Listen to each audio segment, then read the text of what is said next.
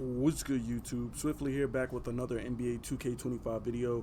And in today's video, I have another episode of Rare Builds for you guys. As you can see on your screen, today's episode, we are going to be creating a 3&D dimer. So with that being said, let's jump right into the video. So when I made this build at the small forward position. Height, I went 6'8". Weight, I went 230. Even though we're not going to have a bunch of speed or like a super amount of strength on this build, I just went higher on the weight just so that it's a little bit harder to back you down in the post if you do get put at the forward position. And then I left the wingspan default at 7 foot. Then for the attributes, I went with a 73 on the close shot for bronze paint prodigy.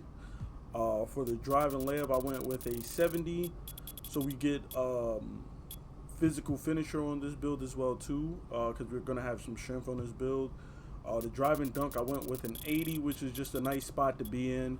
You're gonna have posterizer as well, but more importantly, you'll get really decent dunk animations to where you're not gonna have to worry about missing dunks or having your your dunks blocked or anything like that.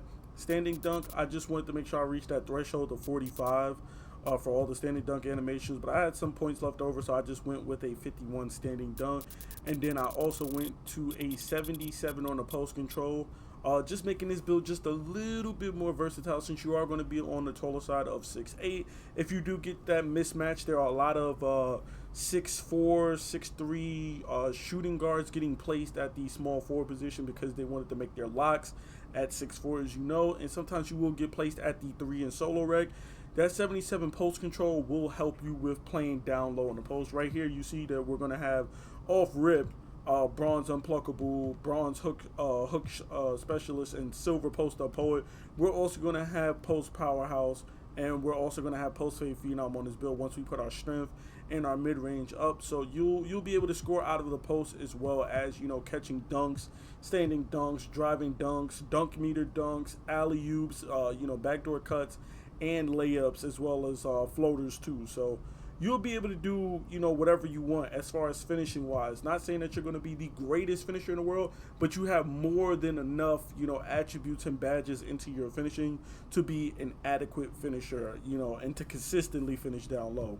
Moving on, again with the shooting, I went 73 on the mid-range, but the focal point of this build is going to be spacing the floor because it's obviously a 3&D dimer. So the 3 part, we're going to max out our 3 with an 83 3 ball. Now you can go lower or higher on the wingspan, but I left the wingspan just default so that we have a nice balance of shooting and defense. But if you feel like you want better contest percentage, shot contest and whatnot, you can obviously go longer on the wingspan. I left it like this just because I wanted to reach that 83 3 ball so that we could get bronze limitless range, and then use our +1 to get silver, which is definitely going to make one hell of a difference when it comes to spacing the floor on this build. So again, it's up to you what you want to do. You can go lower on the wingspan and get better shooting, but then obviously it's going to come at the price of passing lane steals, reach steals, and getting good shot contests with the longer wingspan. So I just left it default. You can choose to do whatever you want. I'm going with an 83 on the 3 ball. That's going to give us silver set shot, bronze limitless, and bronze deadeye. Now you can put your +1 on limitless. Personally, I will put it on set shot specialist. You know what I'm saying? That's just me. But you can go silver limitless if that's what you want. But I think set shot specialist is the most important shooting badge in the game, so I would rather have this on gold with an 83 ball. That's going to make one hell of a difference. You're going to be knocking down shots, so I would probably go with that. For the free throw, I went with just a 78, which is just enough to be a consistent free throw shooter. Don't really want to go below a 75 if you do play rec, because you're going to be, bricking and whatnot, throwing that shit off the rim. For the pass accuracy, we're obviously going high pass accuracy because it's obviously a dimer build, so that means we're going to have high passing. We're going with a 93 pass accuracy, which gives us silver bailout. It gives us a Hall of Fame break starter and Hall of Fame dimer, as well as silver versatile visionary. And then if you get your +5 with your cap breakers, you can obviously throw 2 into that to get a higher level of versatile visionary, which is going to be very important when it comes to throwing those passes and not getting picked off.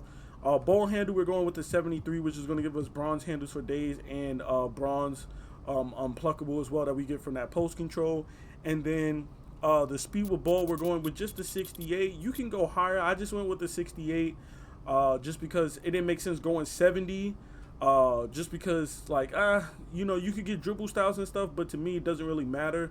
This build isn't really going to be a build where you're trying to beat people off the dribble and whatnot. This build is just going to be, you know, somebody that can play make, pass the ball, you know, make that extra pass. And also, it's going to be a build that can, you know, space the floor and shoot and play defense. So, I went 68, you know, getting bronze, lightning launch. Also, the one thing I really do like about this build is that we do have the post control on it. So the post control with that pass accuracy means that we will be able to play make out of the post as well too. Don't get it twisted, because you're going to have strength, you're going to have post control, you're going to have finishing, close shot, and all of that stuff down low. So you will be able to play make out of the post as well, you know, if you're a willing passer with a build like this. Moving on to the defense. We do have a 64 interior defense. We went 87 on the perimeter, which caps out for that Hall of Fame off-ball pass.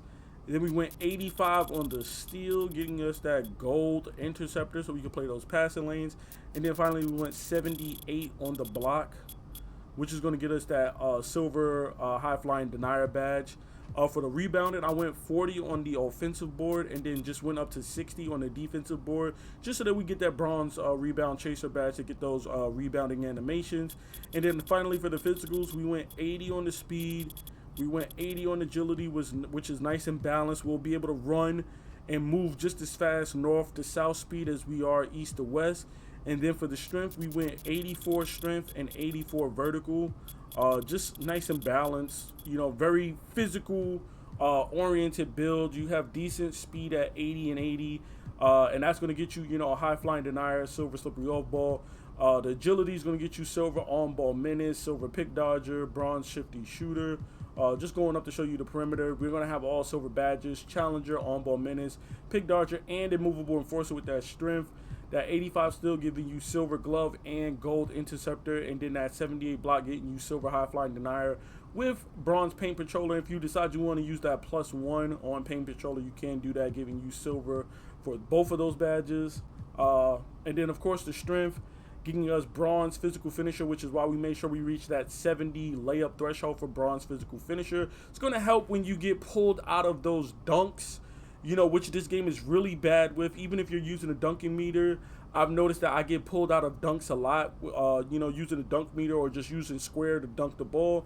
That's where that physical finisher is going to kick in and convert into a contact layup, which is going to make you more consistent with making those type of layups. Even though you're going to make those layups a lot anyway, it definitely helps having this badge as well too, which is why I like to have this on some level, whether it's bronze, even silver. The higher the better, obviously, but you know, just for getting pulled out of those dunks, you want some form of this badge so it can help you with converting that into a contact layup.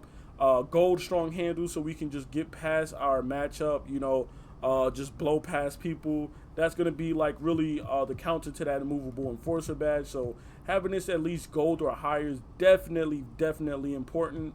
Bronze box out B, silver brick wall, silver immovable enforcer, and then of course silver post powerhouse. As I told you guys before, that we were going to have those post badges. You see silver post fade phenom, you see silver post powerhouse, and silver post up poet to go along with that bronze hook specialist. And then like I said, that 84 vertical getting us bronze posterizer, gold aerial wizard. Of course, when we create our build, you'll see these shades of, which is Scottie Pippen, OG Anunoby, and Jimmy Butler from the Miami Heat. And then of course you'll see our build name, which is of course the 3&D Diamond. So there you have it. This is my 3&D Diamond build for NBA 2K25. Please be sure to drop a like, comment, and subscribe for more NBA 2K25 content. And of course, more rare builds like this. I'm out, y'all. Peace.